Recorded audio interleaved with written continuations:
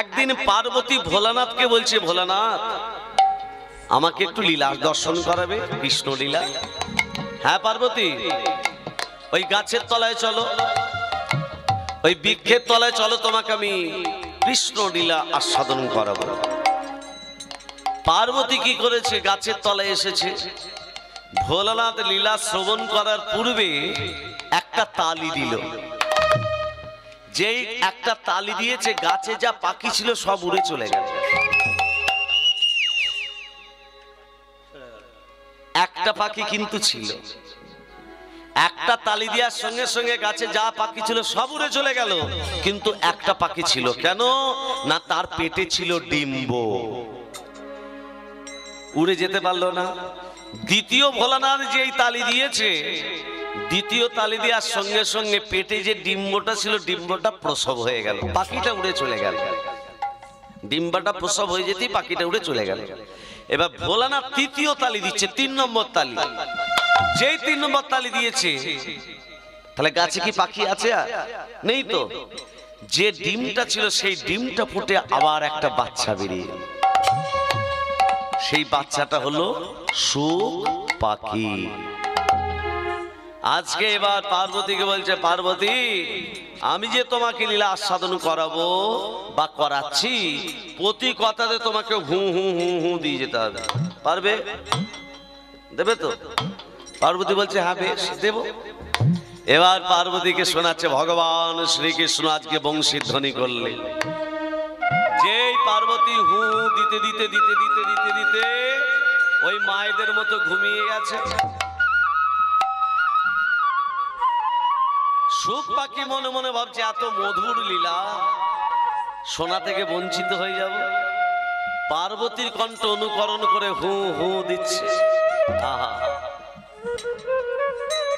এমন সময় ভোলানাথ বলছে, পার্বতী ও পার্বতী, এ কি তুমি ঘুমাচ্ছিলে? হ্যাঁ প্রভু, আমি ঘুমিয়ে পড়েছিলাম।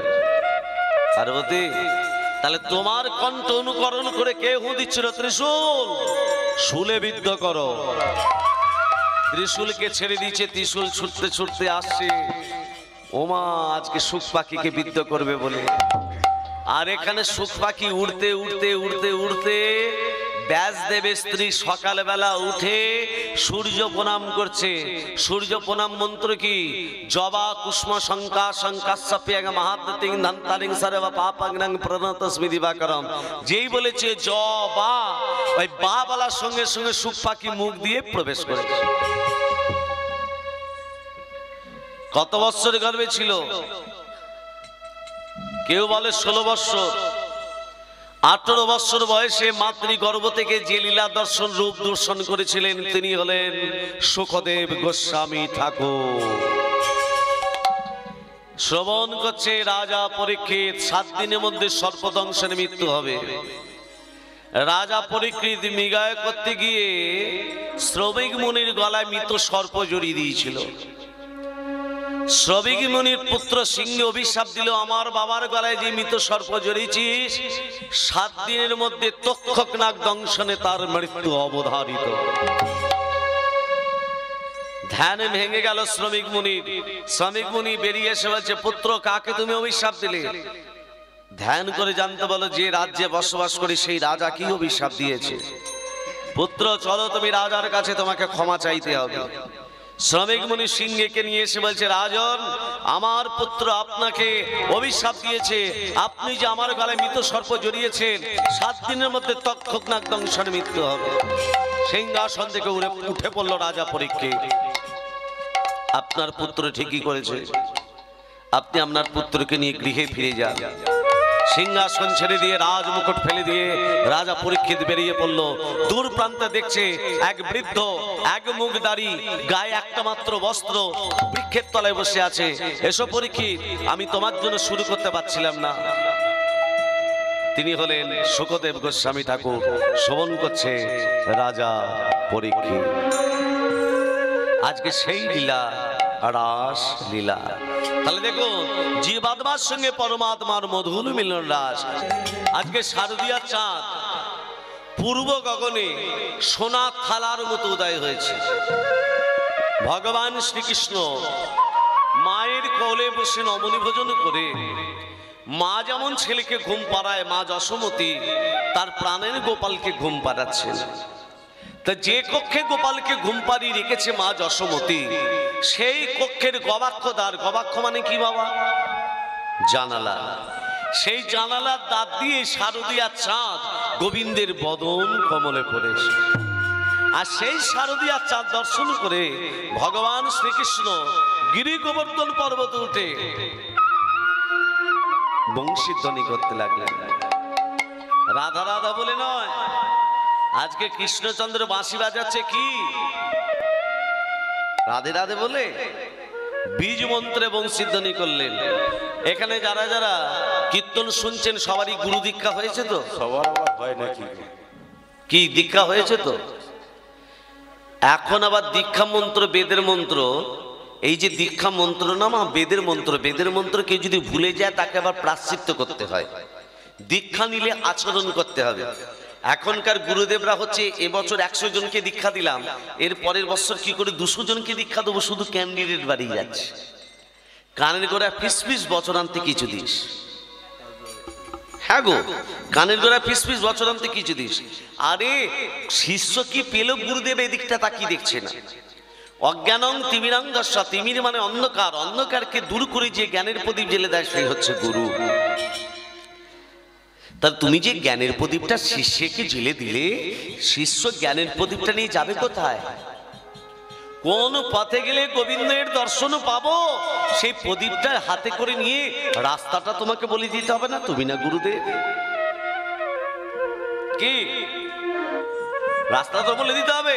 জ্ঞানের প্রদীপ তুমি জ্বেলে দিলে, কিন্তু কোন পথে গেলে আমার গোবিন্দকে পাবো? গোবিন্দকে পাবো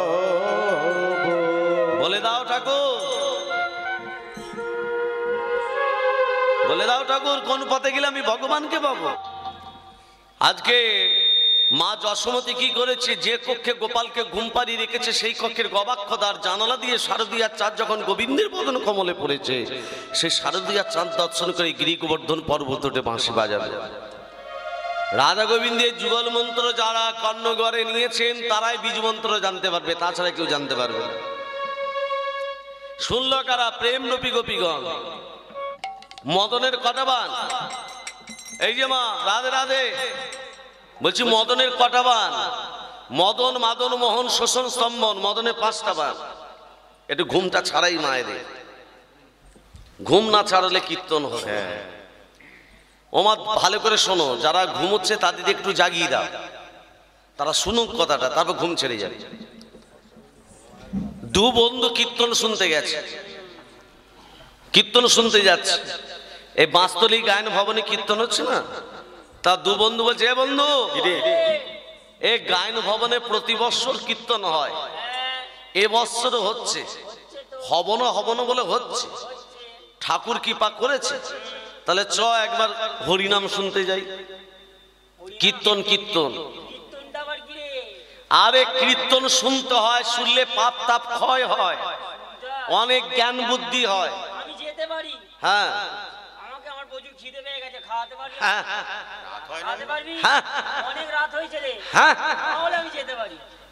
ওমা এবার কি করেছে, 2 বন্ধু এবার কীর্তন শুনতে নিয়ে যাচ্ছে, যেতে যেতে রাস্তায় বাগান করেছে। বাগান, কিসের বাগান বলো তো? এ বন্ধু, বন্ধু রে, এই বাগান থেকে কি যেন একটা গন্ধ বেরোচ্ছে, দারুণ গন্ধ রে। ছোট বাগানটা ভেতরে যাই একবার। অসময়ে বাগানের ভিতর প্রবেশ করে দেখছে, এ বন্ধু সত্যি তো একটা কাঁঠাল পেকেছে মনে হচ্ছে। আরে তুই এখানে দাঁড়া, আমি কাঁঠালটাকে পারি, গাছ থেকে আমি পারি, তুই বস। অত বড় মোটা মানুষটা পারবি কি রে? গাছ থেকে পড়ে গেলে থেতে হয়ে যাবে, আমি রোগা পাড়া আছি, আমি তুই পারবি? আমি পারবো। তা তুই পার। 2 বন্ধু মিলে কাঁঠালটা পেরে এবার কাঁঠালটাকে ছাড়িয়ে এবার খাচ্ছে। এর খিদে পেয়ে গেছে তো বেশি খাচ্ছে। এই তুই বেশি খাচ্ছিস কেন? এক কাজ কর, শেষকালে কাঁঠালের বীজগুলো গোনা হবে, এ কটা খেলো। কে কটা খেলো গোনা হবে। এবার কি করেছে মা, যেই বলেছে কাঁঠালের বীজ গোনা হবে, এ বন্ধুর খিদে পেয়েছে তো কাঁঠালের বীজ শুদ্ধ খেয়ে নিচ্ছে। এই করে 12টা কাঁঠালের বীজ শুদ্ধ খেয়েছে। খেয়ে বলছে এই গায়ন ভবনে আর কীর্তন শুনতে যেতে হবে না, চ পেট যখন ভরে গেছে সেখানে আর খাবো না, ঘর চলে যাইছে। হ্যাঁ, এবার কি করেছে মা, দু বন্ধু ঘরে যে যার ঘরে চলে গেছে। বলছে এই খেদির মা দরজা খোল।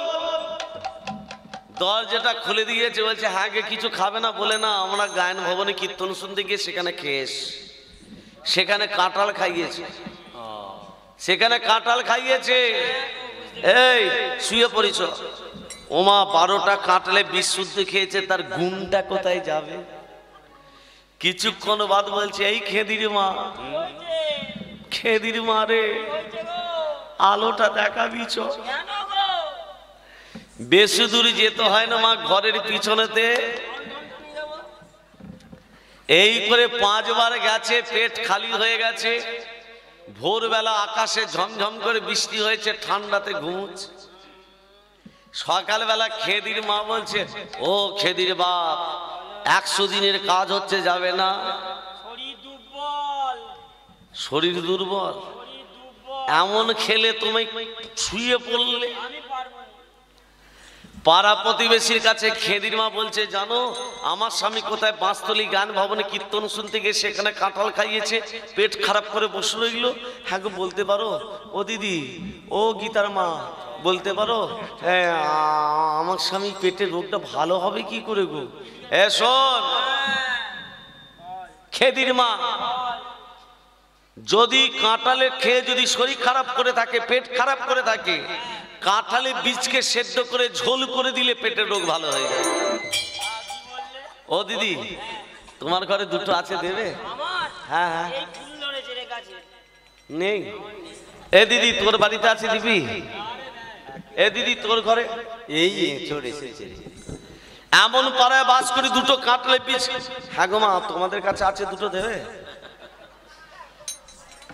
বলছে আর বাবা হয়নি। বলছে এমন পাড়ায় বাস করি 2টো কাঁঠালের বীজ দিয়ে কেউ উপকার করবে না মা? ও ঘরের পিছন দিয়ে আসছে, দেখছে 12টা কাঁঠালের বীজ চকচক করছে।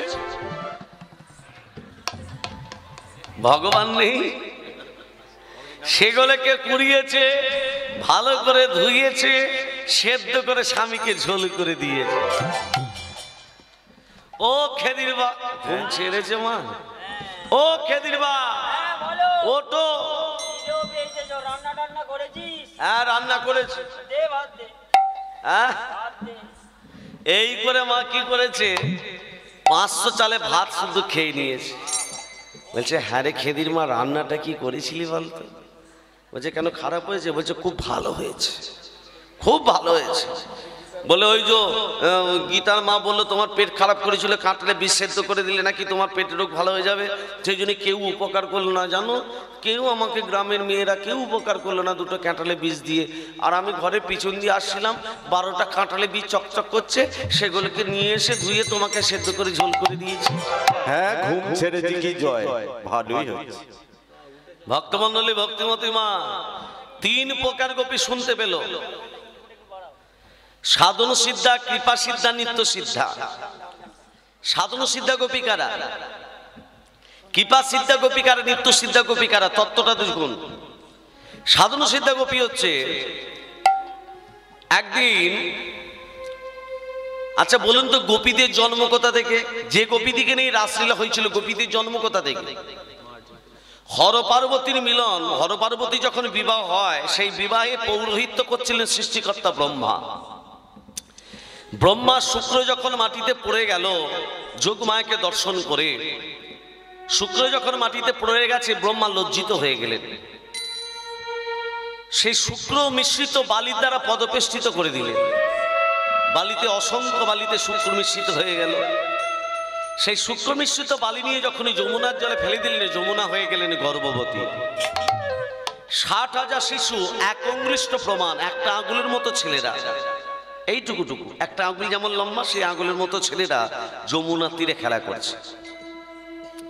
আর আপনারা জানেন 33 কোটি দেবদেবীর মধ্যে 3টে দেবতার ক্ষমতা বেশি, ব্রহ্মা বিষ্ণু মহেশ্বর। তার মধ্যে একটা দেবতা আছে যার নাম লাগেনা ভাগেনা দেবতা, দেবর্ষি নারদ। নারদ কি করেছে, বিনা যন্ত্র নিয়ে গান করতে করতে যাচ্ছে। আহা, 60,000 শিশুকে দেখতে পেয়েছে। 60,000 শিশুকে দেখতে পেয়ে বলছে, এই তোমাদের পিতাকে? বলে আমাদের পিতার নাম জানি না, তবে মাতার নাম আমাদের যমুনা। যমুনার কাছে কি বলছে, যমুনা এদের পিতাকে? বলে এদের পিতা হলো সৃষ্টিকর্তা ব্রহ্মা। নারদ পিতার কাছে গিয়ে বলে, পিতা তোমার 60,000 শিশু যমুনা তীরে খেলা করছে, এদের পুত্র রূপে গণ্য করবে না? বলে এদের পুত্র রূপে গণ্য করব যেদিন এরা রামচন্দ্রকে স্বামী রূপে পাবে। 60,000 শিশু যখন জানতে পারলো, তারা তপস্যা শুরু করে দিল। তপস্যা করতে করতে যাজ্ঞিক মুনি পত্নী হলো।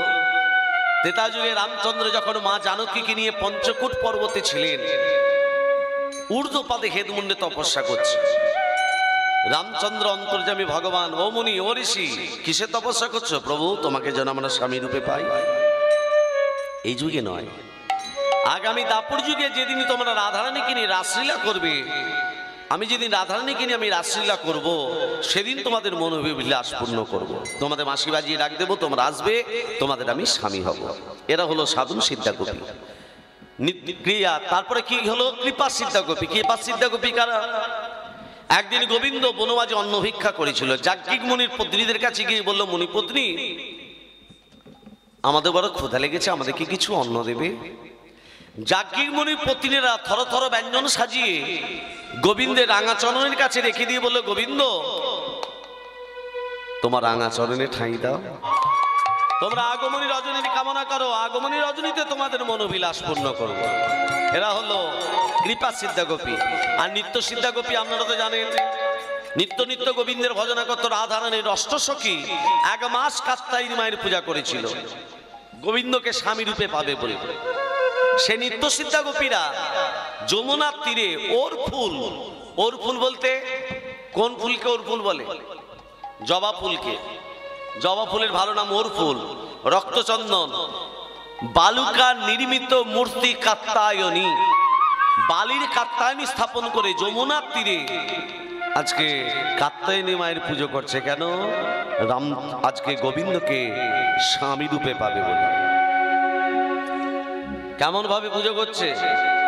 আচ্ছা, রাসলীলা যে শুনতে এসেছেন, মায়েরা শাঁখ নিয়ে এসেছেন তো, সবাই সবাই শাঁখ এনেছেন, সবাই ফুল এনেছেন। এই দেখো, আলতা সিঁদুর নিয়ে এসছেন, আলতা না হলো সিঁদুর নিয়ে এসছেন। আনেননি। রাসলীলা করতে গেলে এগুলো মায়েদের লাগে, আমার লাগে না। মা কাত্যায়নী পূজায় সন্তুষ্ট হয়ে বলে, গোপীগণ সবাই আমাকে বলে ধনং দেহি, ধনের কামনা করে। সবাই বলে যশং দেহি, যশের কামনা করে। তা তোদের মতো গোবিন্দকে স্বামী রূপে পাবো বলে কেউ ডাকে না। তা তোরা যখন ডেকেছিস, তোদের মনোবিলাস পূর্ণ হবে। এই দেখুন, এই যেখানে রাসলীলা হচ্ছে, প্রত্যেকটা কীর্তনিয়া বলে যে রাসলীলায় বাঁশি বেজেছিল কোথায়? বৃন্দাবনে, তাই তো? প্রথম কিন্তু বৃন্দাবনে বাঁশি বাজিনি, প্রথম বাঁশি বেজেছিল গিরি গোবর্ধন পর্বতে। আমি বলেছি গিরি গোবর্ধন পর্বতে এখনো বাঁশি বাজছে।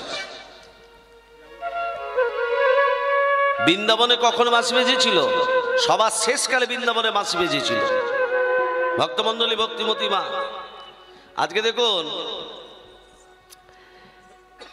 গোপীরা বলল, গোবিন্দকে স্বামী রূপে পাবো। হ্যাঁ, পাবি। গোপীদের একটা নিয়ম ছিল, আমরা যখন পুজো করতে গেলে স্নান টান করে পূজা অর্চনা করি, গোপীদের নিয়মটা ছিল উল্টো। আগে পুজো করতো, তারপর স্নান টান সেরে ঘরকে যেত। ললিতা বিশাখাকে বলছে, এই বিশাখা, মায়ের আশীর্বাদ পেয়েছি, গোবিন্দকে স্বামী রূপে পাবো, আয় না এই আনন্দ আমরা একটু ডোবাডুবি খেলা খেলি। খেলাটি খেলাটার নাম হচ্ছে ডোবাডুবি খেলা।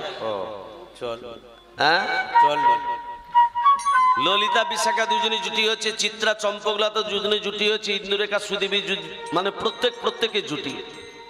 খেলার নিয়ম সবাই একসঙ্গে ডুব দেবে, যে আগে ভেসে উঠবে সে কিন্তু হেরে যাবে, আর যে পরে ভেসে উঠবে সে কিন্তু জিতে যাবে। এবার ললিতা বিশাখা দুজনই জুটি হয়েছে। ললিতা জলের ভিতর থাকতে পারেনি, বিশাখা ভেসে উঠেছে। ললিতা ডুব দিয়েছে, বিশাখা ভেসে উঠেছে, বিশাখা থাকতে পারেনি। বিশাখা ভেসে উঠে দেখছো, ও মা, ললিতা যে ভেসে উঠবে আমিও টুক করে ডুব দিয়ে দেবো। এবার ললিতা যে ভেসে উঠছে, বিশাখা ডুব দিচ্ছে, আর বিশাখা যে ভেসে উঠছে, ললিতা ডুব দিচ্ছে। লক্ষ্যটা কোন দিকে? ডুবা ডুব। মায়ের যখন ডুব দিয়ে ভেসে ওঠেন, আগে কি ভেসে ওঠে? মাথার কেশগুচ্ছ, চান করা আছে। কেশগুচ্ছ তো। এই দেখুন, ডুব দিয়ে যখনই ললিতার ডুব দিয়ে ভেসে উঠছে, বিশাখা তাকিয়ে দেখছে মাথার কেশগুচ্ছ দেখা যাচ্ছে, ডুব দিয়ে দিচ্ছে। আবার এ যখন ভেসে উঠছে, মাথার কেশগুচ্ছ দেখা যাচ্ছে, এও ডুব দিচ্ছে। কে যে কখন উঠছে আর কে যে কখন ডুবছে কেউ জানে না। লক্ষ্য কে কখন ভেসে ওঠে। তা মায়েদের লক্ষ্য রাখতে বলছি বলে যেন যেমন তেমন লক্ষ্য রাখবেন না। কেমন দেখুন, একটি গুরুর দুটো শিষ্য ছিল, বিজয় আর বসন্ত। বিজয় বসন্ত গুরুদেবের বাড়ি গিয়ে বলছে, গুরুদেব, গুরুদেব, ও গুরুদেব, ও গুরুদেব। এই বিজয় বসন্ত এসেছিস? বলে, গুরুদেব ওটা কি ফুলের গাছ? কি গাছ? ওর ফুলের গাছ। ওর ফুল বলতে আমাদের দুটো পুয়া দেবেন। বোকা ছেলে, জবা গাছের আবার পুয়া হয় নাকি? জবা গাছের ডাল কেটে বসাতে হয়। এই জবা গাছের ডাল তোরা নিবি নাকি? দুজনকে দুটো ডাল দিয়েছি। শোন, লক্ষ্য রাখবি, অঙ্কুর হবে, পাতা হবে, ফুলে ভর্তি হবে, সেই ফুল নিয়ে আসবি। ঠিক আছে। বিজয় বিজয় বাড়িতে গেছে, বসন্ত বসন্তর বাড়িতে গেছে। হরে কৃষ্ণ। এই যে লক্ষ্য রাখতে বলেছে, অঙ্কুর হবে, পাতা হবে, ফুলে ভর্তি হবে। বিজয় কি করেছে? রোপণ করেছে। বসন্ত বসন্তর বাড়িতে রোপণ করেছে। বিজয় কি করেছে? কাজে যাওয়ার আগে গাছকে ভালো করে ঘিরে দিয়েছে। আহা, ঘিরে দিয়েছে, জল দিয়েছে, কাজে চলে গেছে। বসন্ত ওই কাজে যাওয়ার আগে বলছে, গুরুদেব লক্ষ্য রাখতে বলেছিল অঙ্কুর হবে, পাতা হবে। তা কালকে তো রোপণ করেছি, আজকে নিশ্চয়ই অঙ্কুর বেরিয়েছে।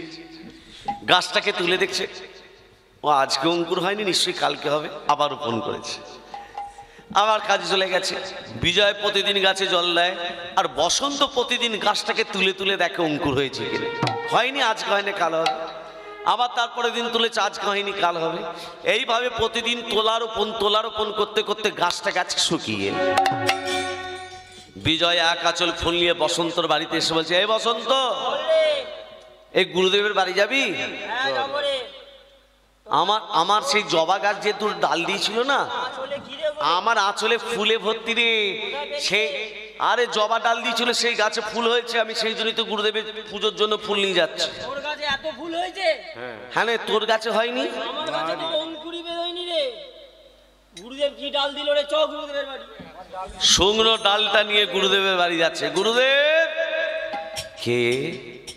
আমি অন্ধ হয়ে গেছি রে, চোখে ভালো দেখতে পাই না। বিজয় বসন্ত মনে হচ্ছে। বিজয়, তুই এসেছিস, বসন্ত আসেনি? হ্যাঁ বিজয়, এই বিজয়, বসন্ত আসেনি?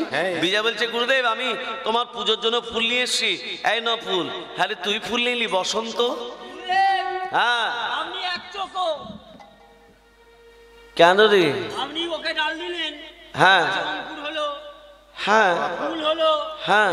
আমাকে এমন ডাল দিলেন শুকিয়ে কাঠ হয়ে গেছে। দেখি তাহলে নিশ্চয়ই তুই লক্ষ্য রাখিস। প্রতিদিন লক্ষ্য রেখেছি গুরুদেব। কি লক্ষ্য রেখেছিস? প্রতিদিন আমি দেখেছি, একবার করে বসিয়েছি, অঙ্কুর হয়েছে কিনা দেখেছি, দেখছি অঙ্কুর হয়নি, আবার বসিয়ে দিয়েছি। আবার দেখেছি, আবার বসিয়েছি, অঙ্কুর আমার কাছে হলো না। আপনি এক চোখ। ও প্রত্যেকদিন তুলে তুলে দেখেছিস? ছেলের কাণ্ড দেখো, সেই জন্যই তো গাছটা শুকিয়ে গেছে। তোকে বলেছি, আরে ওই গাছটার ক্ষতি যেন কেউ না করে। আগাছা পরিষ্কার করবি, কেউ যেন ক্ষতি না করে। তুই প্রতিদিন তুলেছিস আর রোপণ করেছিস। লক্ষ্য রাখতে গেলে এইরকম লক্ষ্য রাখতে গেলে হবে না। আপনার গুরুদেব যে মন্ত্র কানে দিয়েছে সেই মন্ত্রকে ধরে রাখার চেষ্টা করুন। আর অন্য দিক থেকে যদি আপনি হাত বাড়াতে যান, এই বিজয় বসন্তর মতো হবে। গোপীদের লক্ষ্যকে কখন ভেসে ওঠে, একজন ডুবছে আর একজন উঠছে। সেই সময় ভগবান শ্রীকৃষ্ণ এই যমুনার জলপান করতে আসার নাম করে বলছে কি গোপীগণ কেমন ডোবাডুবি খেলা খেলছে দেখো। প্রশ্ন হচ্ছে গোপীরা কি বিবস্ত্র হয়ে যমুনার জলে নেমেছিল? বলে না, গোপীরা বিবস্ত্র হয়ে যমুনার জলে নামেনি। গোপীরা নিজেদের বস্ত্রখানা যমুনার তীরে রেখেছে আর উত্তরীয়টাকে নিয়ে যমুনার জলে স্নান করতে নেমেছে। আর যখনই যমুনাতে স্নান করতে নেমেছে এই গায়ের উত্তরীয়টা যমুনার জলে ভেসে চলে যায়। যমুনার ঢেউতে উত্তরীয়টা গা থেকে ভাসিয়ে নিয়ে চলে যায়, তখন বিবস্ত্র হয়ে পারে, বিবস্ত্র হয়ে নামি। ডোবাডুবি খেলা খেলতে খেলতে সবাই যখন একসঙ্গে ভেসে উঠেছে বলছে এই আমরা তো সবাই সমান, তাহলে এবার চ আমরা ঘরে চাই, আমরা সবাই সমান, সবাই ঘরে চ। যখনই এবার গৃহে যাবে বলে এক পা বাড়িয়েছে বিশাখা ললিতাকে বলছে এই ললিতা আমাদের বসন কোথায় গেল? ছায়াকে না ডাকলে কায়াকে পাওয়া যায় না, ছায়াকে না ডাকলে কায়াকে পাওয়া যায়। গোপীরা লজ্জাতে যখন মাথাটা নিচু করেছে এই কদম গাছে ছায়াটা যমুনার জলে পড়েছে। এই ললিতা কদম গাছে কে যেন বসে বসে পা দোলাচ্ছে না? এবার তাকিয়ে দেখতো, এই যে আমাদের গোবিন্দ গো লজ্জাতে অবগাহন করেছে। হে ও গোবিন্দ, কে আমায় ডাকে? তোদের তো দেখতে পাচ্ছি না। আমরা গোপীগণ, তোরা কোথায়? আমরা যমুনার জলে। তোরা যমুনার জলে কি করছিস? উঠে আয়। আমাদের বসনগুলো কদম ডালে তুলে রেখে বলছে উঠে আয়। পবনকে স্মরণ করলো, পবন গোপীদের বসনগুলো বাতাস দিয়ে গাছের ডালে তুলে দাও। পবন তো তুলে দিয়েছে আর গোপীরা বলছে আমাদের বসনগুলো। আরে আমি বসন চুরি করতে যাব কেন? চোর আবার চোর বলে তোদের যদি বসন হয় এসে নিয়ে যা, আমাদের কি লজ্জা নেই? সব শিবদু মাদলাজ্জবাজ্জন্তি, সব শিবদু মাদলাজ্জবাজ্জন্তি, সব লজ্জা আছে, শিব লজ্জা আছে। উন্মাদ লজ্জাবাজ্জন্তি, উন্মাদ যারা পাগল হয় তাদের কোনো লজ্জা থাকে না। তোরা তো আমাকে গোবিন্দ রূপে, তোরা তো আমাকে স্বামী রূপে পেতে চাস। স্বামীর কাছে স্ত্রীদের কোনো লজ্জা থাকে? আয় উঠে আয়, তোদের বসন দিয়ে দেবো। গোপীরা হে গোবিন্দ গোবিন্দ করে এসে গোবিন্দের রাঙা চরণের কাছে এসে বলছে গোবিন্দ ঘর থেকে যখন একবার বেরিয়েছি তোমার রাঙা চরণে ঠাঁই দাও। তোরা আগমনী রজনীর কামনা কর, আগমনী রজনীতে তোদের মনোভিলাস পূর্ণ করব। এরা হলো নিত্য সিদ্ধা গোপী। আজকে বাঁশি বাজছে কোথায়? কি গো মা, রাধে রাধে।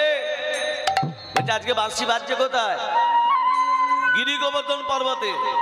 এখনো বৃন্দাবনে বাঁশি বাজিনি, রাসলীলা এখনো হয়নি। বৃন্দাবনে বাঁশি বাজলে রাসলীলা হবে। গিরি গোবর্ধন পর্বতে বাঁশি, সেই বাঁশি শুনে যেই বাঁশি বেজেছে গোপীরা কে কিভাবে যাচ্ছিল শ্রীমদ্ ভাগবতে বলছে কোন গোপী গাবি দহন করছিল। ভাগবতে বলছে আচ্ছা ধরুন আপনি গাবি দহন করছেন, দুধের ভাণ্ডটা পাশে রাখতে হবে, স্বামীর কথা শুনতে হবে, তাই তো? এটাই তো বাস্তব। গোপীরা কিন্তু তা করলো না। বাঁশি বেজেছে, ভাণ্ডটা পাশে রাখতে হবে, ঠিক হলো না, ভাণ্ডটা ছুঁড়ে ফেলে দিয়ে ছুটে যাচ্ছে গোবিন্দের কাছে। আমরা তো যাচ্ছি, আমাদের রাধারানী কই? রাধারানী কি বাঁশি শোনেনি? রাধারানী কি বাঁশি শোনেনি? এবার চত গিয়ে দেখি। ও মা, রাধারানী বাঁশি শুনেছে, রাধারানী সাজসজ্জা করছে গোবিন্দের কাছে যাবে বলে। কেমন ভাবে? মুখরে আছড়ি রায়, মুকুর বলতে আয়না, আয়নাটাকে নিয়ে মাথায় বোলাচ্ছে। কেশ মার্জন হচ্ছে। আমরা কেশ মার্জন করি কিসে? কি দিয়ে মার্জন করি? চিরুনি দিয়ে। রাধারানী আয়নাটাকে নিয়ে মাথায় বোলাচ্ছে, কেশ মার্জন হচ্ছে।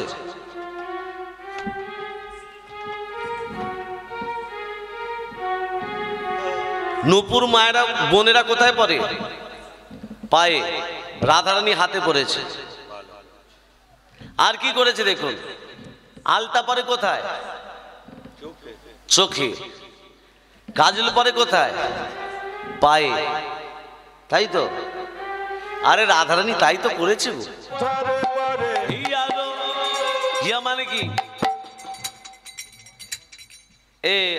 আমরা বোনেরা মেহেদি কোথায় পরে? পঙ্করাজ পাতা, পঙ্করাজ পাতা বলতে মেহেদি হাতে পরে তো। ভক্তমণ্ডলী, ভক্তিমতী মা, আজকে দেখুন এখানে রাধারানী সাজসজ্জা করে বসে আছে, আর সমস্ত সখীরা বলছে ও রাই, হাই দেখ এইভাবে কি সেজেছিস রে। এই রকম দেখলে রাধারানী তোকে দেখলে গোবিন্দ তোকে কিছু বলবে না, গোবিন্দ বলবে আমার এত দাস দাসী থাকতে আমার রাইকে কেউ দেখে না। এরাই তুই বস, তোকে ভালো করে সাজসজ্জা করাই, তারপর আমার অভিসারে যাব। আহা, আজ আমার গোবিন্দ তোকে দেখে কি বলবে? তুই বস, রাধারানীকে ভালো করে সাজসজ্জা করাচ্ছে। কেমন ভাবে? ললিতায় লাস প্রাণী সোয়ানে চিরুনিয়ানি,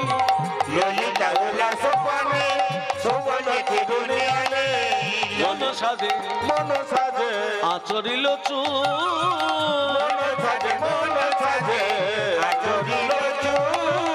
বিশাখা কাবুরি বাদে অতি মনোহর সাধে,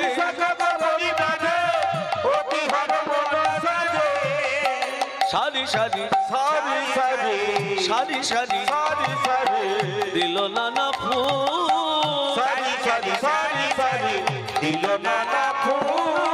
চিতাশক্তি সময় জানি অপূর্ব সিন্ধু দয়ানি, মন সাধে পড়াইল আলে,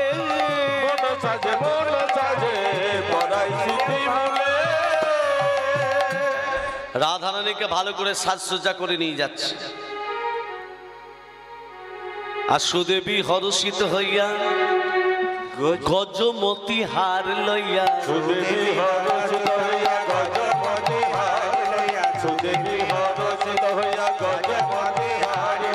গলে দিয়া নিল কি রে,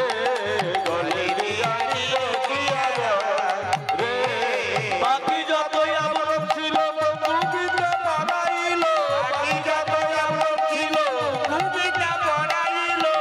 রেখা পড়াইল,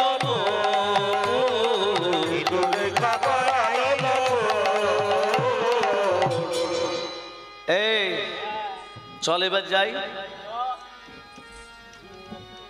ভগবান শ্রীকৃষ্ণ বৃন্দাবনে লীলা করছেন। সমস্ত সখীরা কি করলো? রাধারানীকে নিয়ে যাচ্ছে দিষ্টা কুসুম বন্তয় অখণ্ড মণ্ডল মণ্ডিত নবমনাথাঙ্গিনা বা কুমকুমানং বাচং দীত দিষ্টা কবির গোবিন্দ রঞ্জিত। যে কলমন্ত্র শ্রবণ করে ব্রজ গোপীরা গোবিন্দের কাছে ছুটে এলো, সেই গোবিন্দ কঠোর হয়ে গেলেন। গোপীদিকে পরীক্ষা করছেন, এই গোপীগণ, এই যে তোমার এখানে কি করতে এসেছো? তোমাদের ঘরে স্বামী আছে, পুত্র আছে, কন্যা আছে, সংসার আছে, সবকিছু পরিত্যাগ করে এখানে কি করতে এসেছো? বিপিনে মিলিল গোপনারী,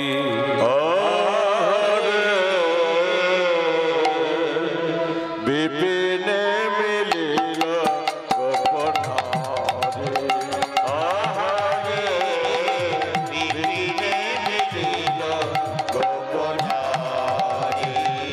হে হাসত মুরলী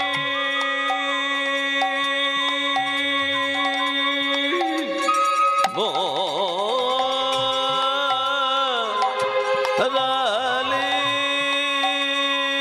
হে হাসত প্রেম সিন্ধুর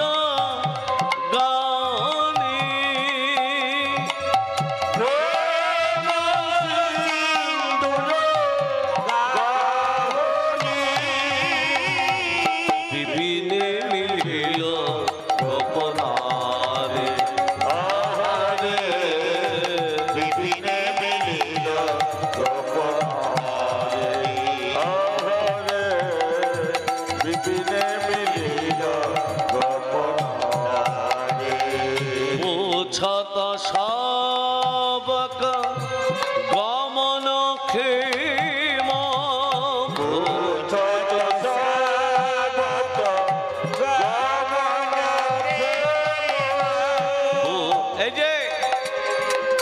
কি করতে এসেছো?